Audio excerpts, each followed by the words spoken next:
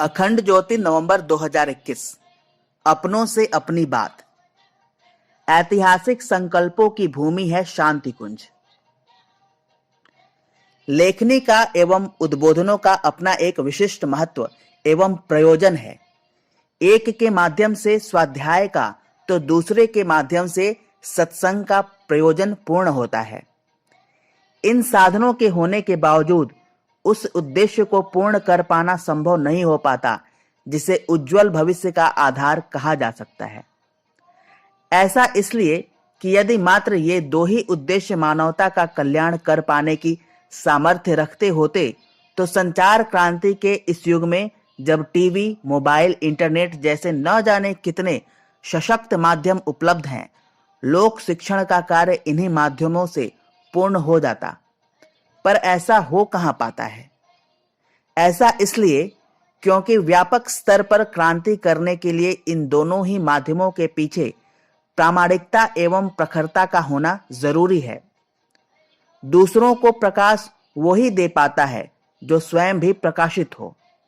दीप ही दीप को जला सकता है। व्यक्ति का स्वयं का व्यक्तित्व ही दूसरों के जीवन में आदर्शवादी प्रतिभा के जागरण का दैवी कार्य संपन्न कर सकता है। स्वयं जागृत एवं जीवंत व्यक्तित्व ही दूसरों के जीवन में क्रांतिकारी परिणामों को जन्म दे पाते हैं। तब ही दुष्प्रवृत्तियों के उन्मूलन एवं सत् प्रवृत्तियों के संवर्धन जैसे युगांतकारी कार्य अपने अभिष्ट को प्राप्त कर पाते हैं। पुरातन समय में इस तरह के व्यक्तित्व अनेकों स्थानों पर मिल जाया करते थे।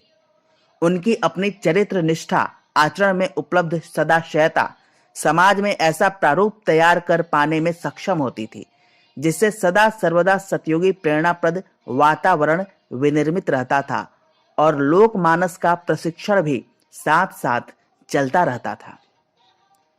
व्यक्तित्व प्रखर हो एवं गतिविधियां उत्कृष्ट हो तो जन सामान्य का सहयोग, सम्मान तथा दैवी अनुग्रह भी स्वतः ही उपलब्ध हो जाया करते हैं। परम पूज्य गुरुदेव ने इस तथ्य पर गंभीरता पूर्वक चिंतन करके शांति कुंज का ढांचा कुछ इस प्रकार तैयार किया कि युग परिवर्तन का व्यवहारिक स्वरूप यहां देखने को मिल सके। इनमें से एक महत्वपूर्ण प्रयोग धर्म तंत्र से लोक शिक्षण का यहां प्रारंभ किया गया। इस प्रयास के माध्यम से ऐसी गतिविधियां यहां निर्मित की गईं जो बोधपूर्ण होने के साथ साथ आंदोलनकारी गति को भी अपने भीतर समाहित रखती थीं। मनुष्य की चेतना एवं अंतःकरण को बदल पाने की शक्ति सामर्थ्य धर्म तंत्र में ही है। यदि व्यक्ति की आस्थाएं एवं मान्यताएं उच्च स्तरीय प्रयोजनों के लिए नियोजित हो जाती हैं तो फिर देखते देखते बड़े आंदोलन स्वरूप पाने लगते हैं। आचार्य शंकर ने अकेले ही संपूर्ण भारत की सांस्कृतिक एवं आध्यात्मिक संरचना को एक नूतन रूप प्रदान कर दिया था। पीछे एक ही प्रयास था और वह था धर्मतंत्र के माध्यम से लोक शिक्षण का। भगवान बुद्ध एवं आचार्य चाणक्य से लेकर समर्थ गुरु रामदास तथा भगवान महावीर द्वारा किए गए प्रयास भी कुछ ऐसे ही आधारों पर विनिर्मित हुए थे।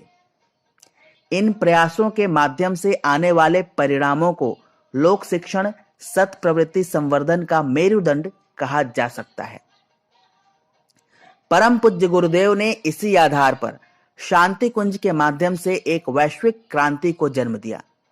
सन 1952 में गायत्री तपोभूमि की स्थापना से लेकर मथुरा के सहस्त्र कुंडीय यज्ञायोजन के पीछे के चिंतन को यदि विचारक की दृष्टि से देखें तो पाएंगे कि उन प्रयासों के पीछे भी परम पूज्य गुरुदेव की मूल सोच यही थी कि धर्मतंत्र लोक शिक्षण देने का एक प्रमुख आधार बने। ये प्रयास अत्यंत सफल रहे और देखते देखते जनमानस में आदर्शवादी चिंतन को उभारने की क्रांति चल पड़ी। परम पूज्य गुरुदेव के द्वारा धर्मतंत्र से लोक शिक्षण करने के इस बहुमुखी प्रयास को सही अर्थों में युग निर्माण योजना का शुभारंभ भी कहा जा सकता है और इसी प्रयास को परम पूज्य गुरुदेव ने शांति कुंज के माध्यम से भी एक द्रुत गति देने का काम किया। शांति कुंज में एक दूसरा महत्वपूर्ण प्रयास परम पूज्य गुरुदेव द्वारा किया गया कि उन्होंने इसे दुष्प्रवृत्ति उन्मूलन एवं सत्प्रवृत्ति संवर्धन के मुख्यालय के रूप में प्रतिष्ठित किया।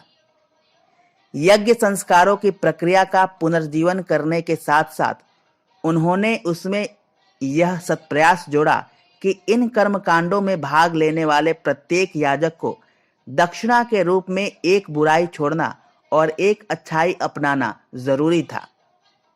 अग्नि को साक्षी के रूप में लिया गया।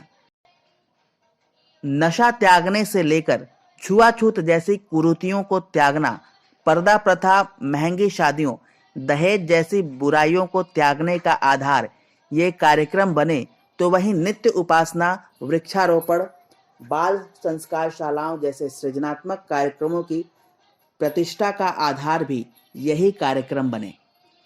इस तरह से साधारण से दिखने वाले कर्मकांडों ने क्रांति की एक नई लहर को जन्म दे दिया। इसके साथ ही परम पूज्य गुरुदेव ने शांति कुंज को जन जागरण के एक ऐसे केंद्र के रूप में स्थापित किया जहां गृहस्थ सन्यासी लोक सेवियों के रूप में स्थायी रूप से निवास करते रहें और अनेक लोगों का जीवन दिशा प्रदान करने का कार्य अनवरत रूप से करते रहें। एक को देखकर दूसरे, दूसरों को देखकर सौवे एवं 100 को देखकर 1000 के जागने की कहावत जग प्रसिद्ध है। परम पूज्य गुरुदेव द्वारा शांति कुंज के माध्यम से ऐसे ही प्रयासों को जन्म दिया गया, जिसके परिणाम स्वरूप नव सृजन का अभियान घर घर तक पहुंच सका एवं अनेकों के जीवन को बदल सका। सबसे बड़ी एवं महत्वपूर्ण बात यह रही कि इन सारे कार्यक्रमों का आधार समयदान एवं अंशदान की ही परंपरा को बनाया गया। इन्हीं दो संकल्पों के माध्यम से व्यक्ति निर्माण, परिवार निर्माण एवं समाज निर्माण जैसे महती संकल्प द्रुत गति से पूर्ण होते आज दिखाई पड़ रहे हैं। लोक सेवियों के शिक्षण के लिए जहां परम पूज्य गुरुदेव ने उपरोक्त गतिविधियों का मुख्यालय शांति कुंज को बनाया, तो वहीं वैज्ञानिक अध्यात्म जैसे समसामयिक विधा की स्थापना का कार्य भी शांति कुंज में उनके द्वारा किया गया, ताकि आज के युग में तर्क, तथ्य, प्रमाण की कसौटी पर आस्थागत प्रयोजनों की विवेचना समाज के सम्मुख प्रस्तुत की जा सके। इन सबके अतिरिक्त जो एक और ऐतिहासिक कार्य शांति कुंज की धरती पर परम पूज्य गुरुदेव द्वारा किया गया, वह यह था कि उन्होंने यहाँ पर जटिल कार्यक्रमों को एक अत्यंत सरल, सहज स्वरूप में समाज के सम्मुख प्रस्तुत कर दिया। दीप यज्ञों के रूप में चली विश्वव्यापी श्रृंखला को एक ऐसे ही उदाहरण के रूप में गिना जा सकता है। स्पष्ट है कि शांति कुंज के माध्यम से परम पूज्य गुरुदेव ने पुरातन कालीन दिव्य आयोजनों को एक ऐसा आधुनिक स्वरूप प्रदान किया कि जिसका अन्यत्र उदाहरण देख पाना संभवतया संभव ही नहीं हो सके।